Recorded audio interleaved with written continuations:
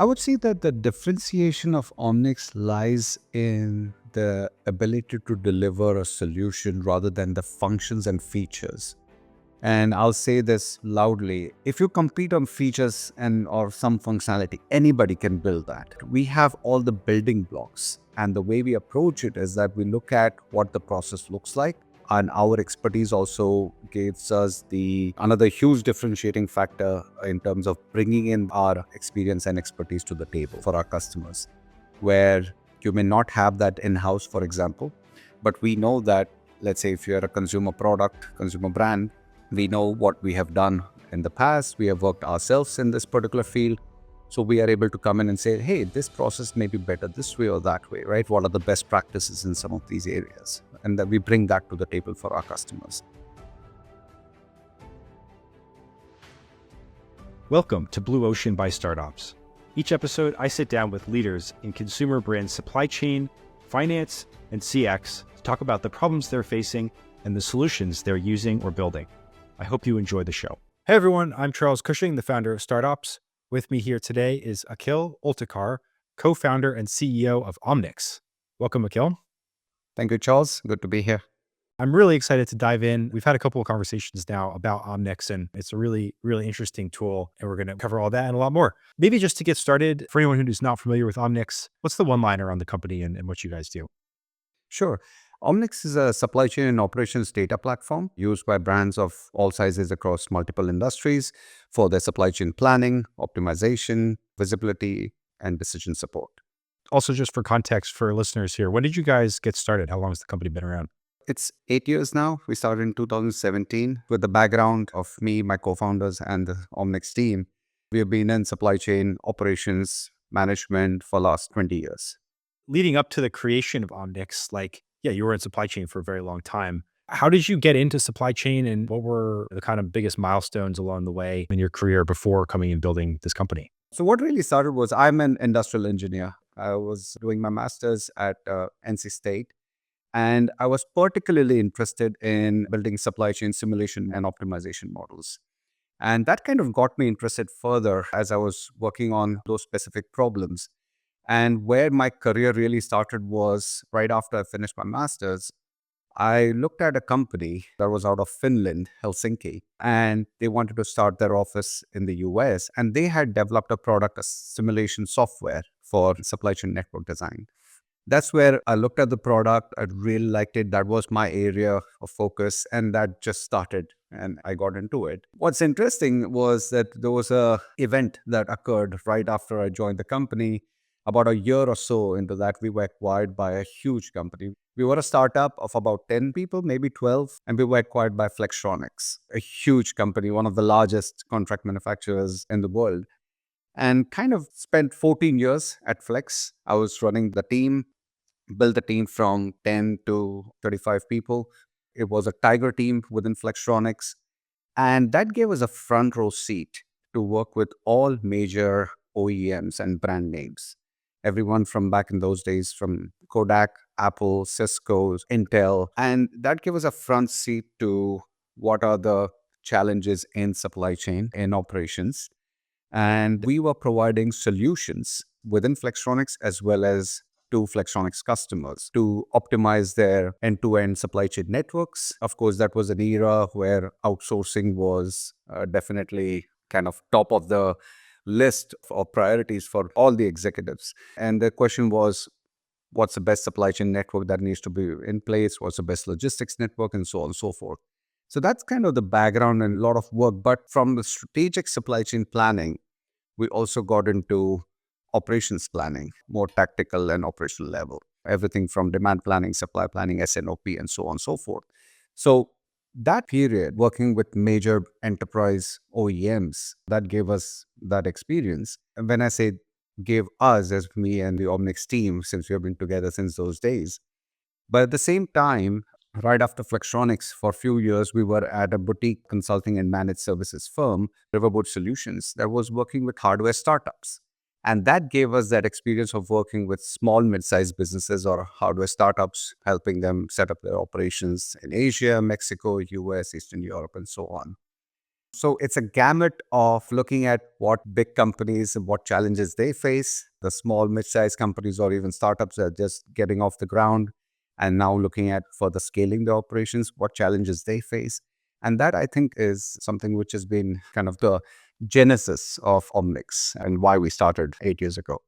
What does the product do? Like when you open up the Omnics screen, like what are the modules you see? Who are the people using it, and what are the kind of jobs to be done that they're trying to get done on the platform? Sure. And I'll start with the high level, as I mentioned in the one liner, right? So to say, Omnics is used for supply chain planning, decision support, visibility, and related analytics, basically. Now, if you break that down, there are 5 pillars I want to talk about very quickly. One is unifying the data across multiple functions and systems, right? We know supply chain is not just one point. You're looking at the inbound, procurement, sourcing, your production, manufacturing, and then downhill in terms of logistics and last mile delivery, right? Unification of the data in terms of functions and different systems is very, very important. That's one pillar where we have our proprietary unified data model for supply chains. Second pillar is what we call as the automation part of it. So when we think about users, when they're using Omnics, we're not replicating their workflow of, hey, you have to go through these 100 steps on spreadsheets, and now you have to go through those same 100 steps or maybe 80 steps on a web browser in Omnics. We are looking at what you were doing. Can you do it in 1 or 2 clicks? That's the level of automation that we are looking at. Thirdly is it's not a pillar, but it's our principle where we think about it as a solutions delivery versus software implementation. The fourth pillar is collaboration. On Omnics platform, you are able to collaborate not just within your enterprise, within your organization, but with your suppliers and downstream value chain partners. And lastly is the AI piece of it, which is the augmentation of human intelligence rather than replacing human intelligence. That's the way I look at it. Considering these pillars, what Omnics really comes into what we call as a use cases. Customers are using Omnics for demand planning and forecasting. They're using Omnics for the supply planning and management. By that I mean how much do you need to purchase based on the demand that you need to fulfill, how much inventory do you need to place and what critical points so you have the highest possible service levels to end customers, highest possible product availability. You need to figure out how much capacity do you need to put into place at your suppliers if your manufacturing is in-house, and how that should be level loaded to maximize your asset utilization there. The other use case for Omnics is S&OP. We all know that every company has some sort of an S&OP process in place, but the challenge with that is that how do you enable that using the Omnics platform and software, where you're able to synchronize demand and supply and play with what if scenarios and plan to optimize your operational performance. And lastly are the analytics. So with the unified data model, our customers are able to have the entire supply chain, value chain data on a single platform, and all the related analytics and KPIs can be through the same platform, through Omnics, basically. So you do not have to take the data from Omnics somewhere else and then put it into some BI tool or export it into spreadsheets and create your own charts. But we have intelligence and capabilities built into the platform where you're able to measure, monitor, and analyze your KPIs for operational performance. When we started building Omnics as a platform, we didn't think about this as, hey, let's build the software with all these features and functionality. We all know that nobody wakes up and says, let's go and buy a software.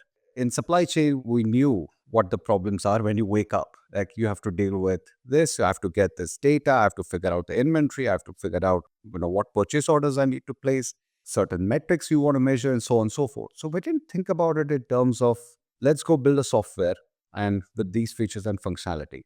We started building the basics or the modules or the atomized version of what we have learned. What are the building blocks when we have to deal with these problems? We know that there is a unified data model. We know that there are certain processing algorithms to manage this. We know that there is a capacity and we know how capacity can be level loaded, for example. So we started working on the building blocks of it. And we kept it in a way where if we have to deliver, we deliver solution. We are not doing software implementation. So we are able to put these bricks together very, very rapidly and deliver that solution for our customers. You bootstrap this company to this day. As I understand it, you have not taken any outside capital. Why was that? This day and age, I guess it's a choice not to raise money. How did you guys choose to follow that path rather than another one? Firstly, when we started Omnics, the first thing on our mind was not about funding or capital raise, basically. First thing on our mind was how do we solve this problem that we have experienced ourselves? We have seen it firsthand. How do we really solve this problem? As we started building the platform, it was all right. I mean, we all know nowadays to build a software company relatively, right, what it was.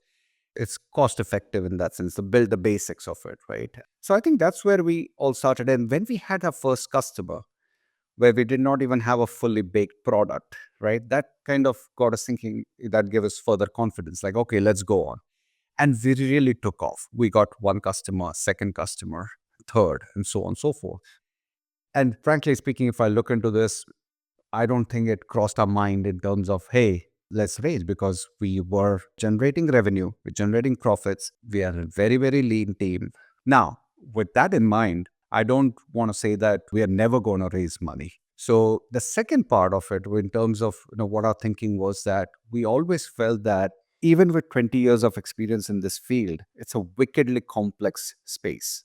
It looks very easy at the top.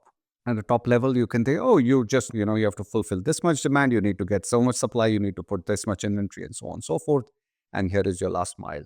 But what we thought about was that in order to raise funding, we have to get to the product market fit. We do not want to raise money before we have the product market fit. And it takes time in this particular space. And we believe we are there. We have the metrics to prove that. But that's where the question comes in. I think there has been a slight, I would say, not a pivot, so to say, but I think AI has opened up a lot more possibilities now. But I think we are at a sweet spot now where we can confidently say we have traction, we have product market fit, and some new developments that are coming that are going to enable us to scale much, much faster than what we have done before. When people say, for example, demand planning module, they can mean wildly different things, right? Like they can mean, look, it's just like a simple, you put in a number and it takes that number as given, or it can be like really complicated statistical models that ingest historical data and do fancy things with it. Are there any sort of particular features or subsets of that collection of features that you feel like is particularly interesting, advanced, unique, differentiated, just stuff that you built that like you haven't seen elsewhere? I would say that the differentiation of Omnics lies in the ability to deliver a solution rather than the functions and features. And I'll say this loudly. If you compete on features and or some functionality, anybody can build that, for example, right? I need to have a feature where I'm able to have, just you mentioned about statistical forecasting methods. Everyone claims they have 27 statistical forecasting methods, right? I mean, that's in the book. Those are basics, right? Anybody can build that. What the challenge is in supply chain, as you said, is that just take, for example, demand planning. Demand planning is a certain process that at the top level, it is, fairly standard. Everyone knows to look at, okay, what the historicals were. Then you need to look at, profiling the data, segmenting that data. Then you have to bring in your marketing and promotions and so on, so forth. Then, working with your sales team and figure out what your forward-looking plan should be. But what really happens is that everyone has their own, so to say, a fingerprint on that particular process. And that's where the challenge lies when it comes to enabling that process with the software. So we do not start with, here is a software, let's now fit your process to this software, because that will never work. If you start with saying, okay, let's just work on the process first, and then we will start building a software for you. That's like starting from scratch. And that's okay. In some cases, maybe you can build custom software for. But how do we think about it as a middle ground where I have all the basic modules? We know that for demand planning, this is a data model that is needed. We know for demand planning, there could be the statistical forecasting algorithms or a certain logic that can be customized, for example, if needed. But we have all the building blocks. And the way we approach it is that we look at what the process looks like. And our expertise also gives us the another huge differentiating factor in terms of bringing in our experience and expertise to the table for our customers, where you may not have that in-house, for example, but we know that, let's say, if you're a consumer product, consumer brand, we know what we have done in the past. We have worked ourselves in this particular field.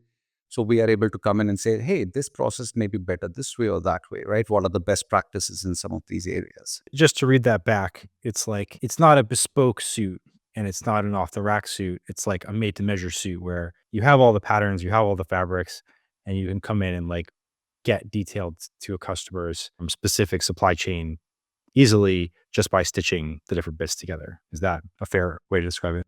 Yes, that's correct. As more and more capabilities of the platform are developed, we are able to scale that. Our first customer was about 120 million revenues. They are more than 2 billion right now.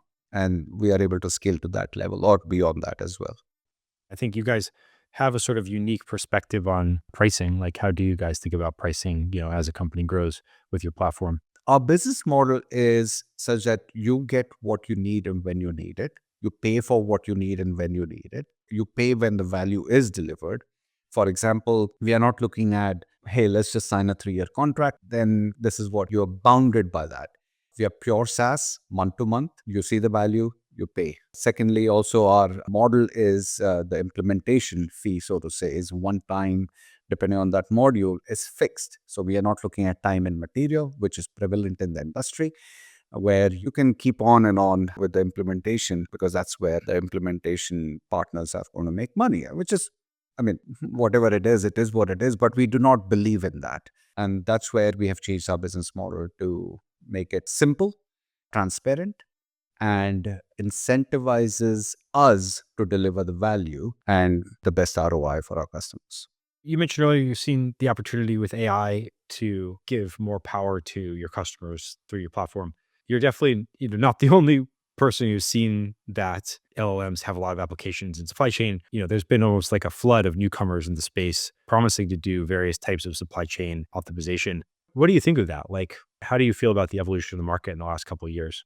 Let me start off with I was very skeptical about AI in supply chain space, right? In this particular space that I've worked with. My skepticism is not gone completely, I would say, but definitely reduced. And I'm seeing some promises. And again, this is based on not just words, but actual data and results that I personally have seen and my team has been building and what I've seen as a result of that.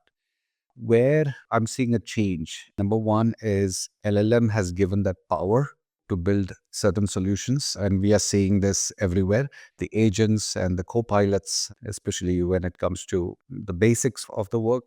I still don't believe that's an area which is interesting personally for me, I would say.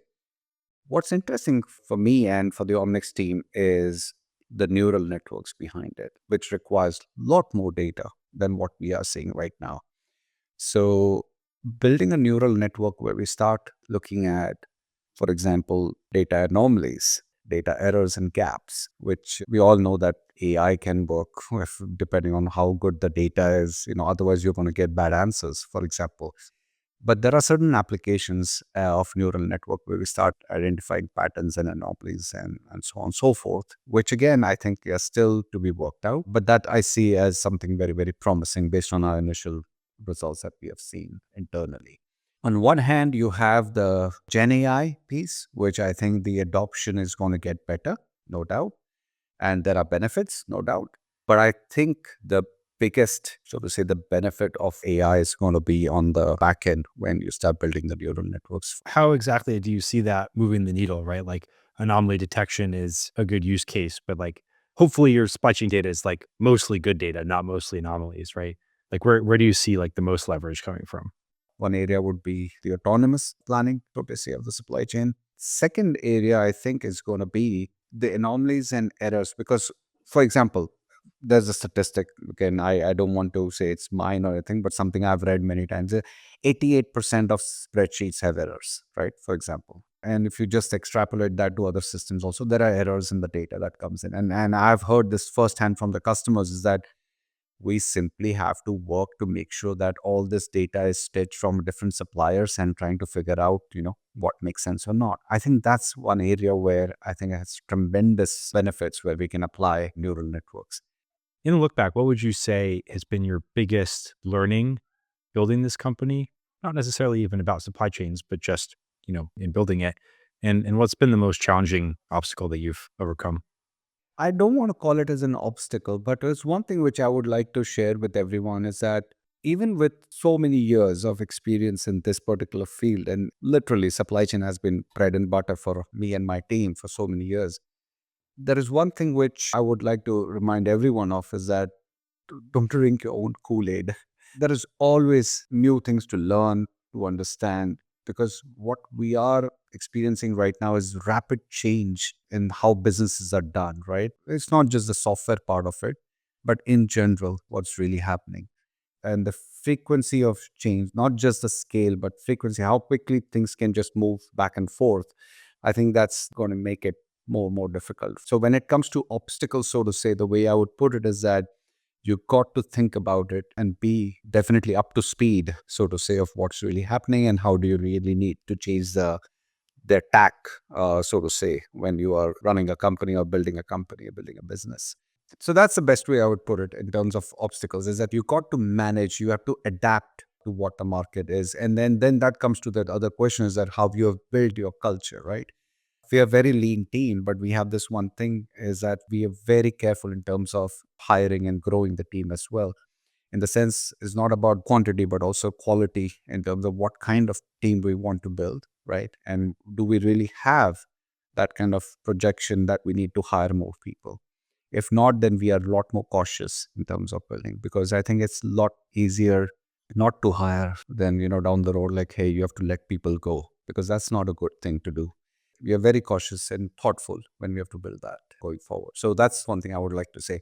And then the other part, in terms of lessons learned, and I'll say this outright, I think even if you have the product built, you have to put your go-to market and the marketing plan on it, right? You need to work on that a lot. And that's something which we have very openly, I would say, where we were a little bit sitting back on that, but we are pushing forward more on that because we were more, I don't want to say casual, but we were definitely not full steam ahead kind of on that front. I believe we have an excellent product and a platform. Our customer and low churn says it all, or absolutely no churn. I wouldn't say no churn, low churn, but no churn says it all. But we need to figure out in terms of how do we really look at the outreach of Omnics because we can see our customers are seeing the value, and there are many customers, many companies out there who would benefit from what we provide.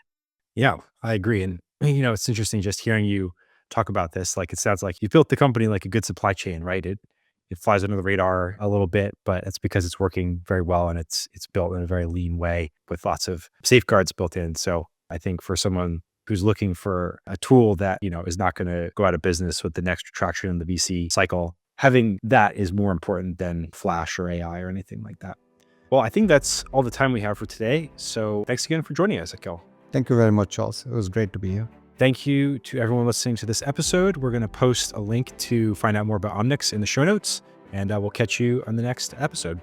I hope you enjoyed this episode of Blue Ocean. Blue Ocean is produced by StartOps, a growing collection of resources for operations leaders at e-commerce brands.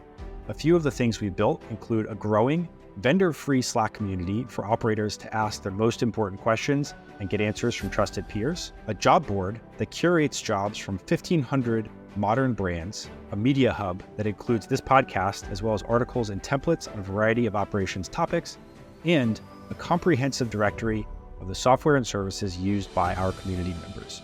If you want to learn more, head to startops.network. And to keep up with the latest information from StartOps, or catch the most recent episodes of Blue Ocean, follow the StartOps page on LinkedIn or subscribe to our newsletter. Thanks for listening and hope to catch you next episode.